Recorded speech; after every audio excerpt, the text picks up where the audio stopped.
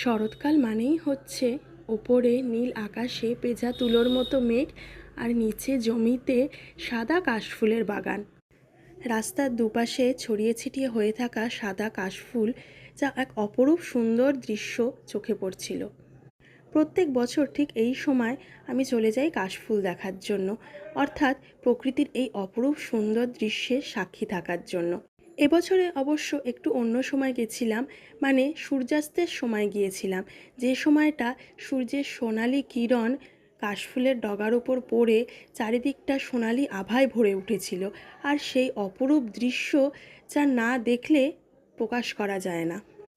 এত সুন্দর চারিদিকের সোনালি আভায় কাশফুল প্রস্ফুটিত হয়েছিল, যা দেখে চোখ দুটো জুড়িয়ে যায়।